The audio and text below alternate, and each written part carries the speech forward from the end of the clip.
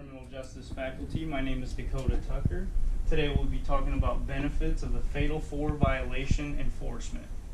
This summer I had the pleasure of interning at Illinois State Police, District 11, which is right here in Collinsville.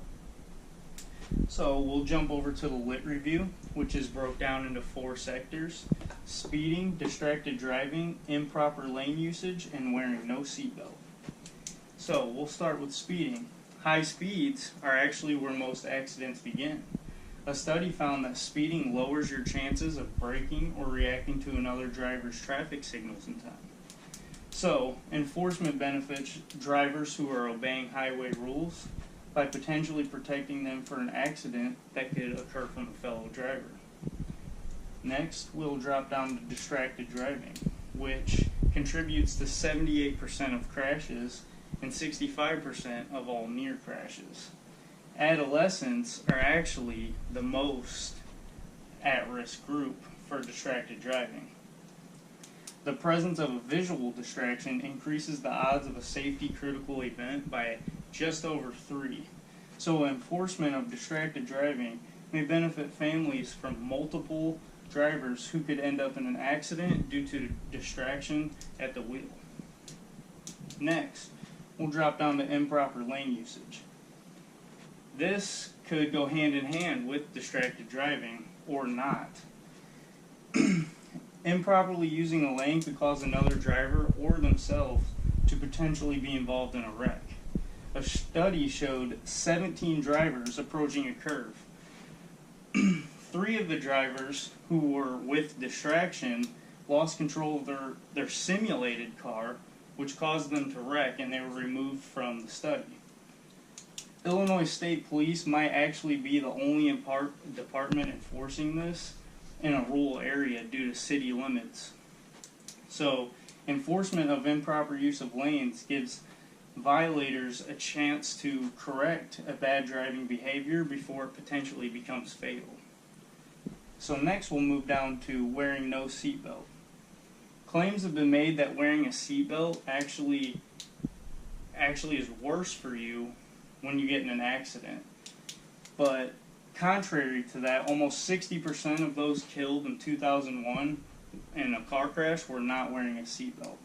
In the 70s, seatbelts and airbags actually became mandatory when creating vehicles.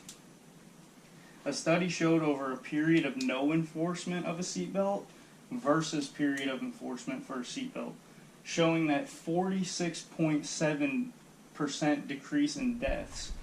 The people who were doing the study actually were only hoping for a 5% decrease. So enforcement will show benefits of more people wearing their seatbelt, which will ultimately result in less fatalities in a traffic accident. So those were just the obvious benefits. Now we'll move over to my analysis. When riding with troopers, I noticed benefits that I would have never thought. So we'll start with speeding. While riding with a trooper, I experienced a 17-year-old girl who was clocked going 93 in a 65. The trooper ended up lowering her ticket to 75 in a 65. Enforcing this, in the young girl's case,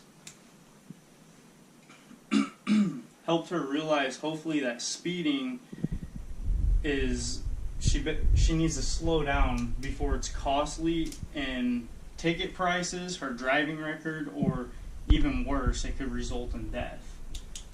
Distracted driving. I noticed twice while riding with the trooper, 2 distracted drivers drove past the trooper and I and did not even see us at all. One can only guess what would happen if the car in front of them would have slammed on their brakes or there was a construction zone ahead. Enforcement benefits of this benefits drivers of the road from an accident caused by somebody who is distracted, and also benefits the driver by giving them a ticket by hopefully ensuring that they begin to pay attention while driving. Improper lane usage. While on a ride-along, we approached a 3-car accident. The incident was a hit and run where the car that actually got hit ended up driving off. And the guy who caused the entire accident admitted fault because he admitted that he did not see the driver next to him and that he also did not look. Enforcing this violation seemed to me that it's a ticking time bomb. It's something that needs to be enforced whenever it is seen, so it doesn't lead to an accident like this one that we approached while during a ride along. So wearing no seatbelt was one that a benefit actually surprised me by stopping a guy for no seatbelt, and it turned out he had a revoked license due to multiple DUIs. So enforcing this alone is probable cause to get a driver off the road who should not be driving to begin with. With that being said, all of these enforcements result to one thing, and that is safety. A study done showed that convicting violators for traffic offenses lowered the risk for death of fellow drivers for that entire next month. So you put it together, all of these being enforced, the troopers are out there to do one thing, and that is to make the roadways safe for everybody. Thanks for listening to my presentation. Feel free to ask any questions or comments. I will give you a closer view at the board in case you were not able to see it.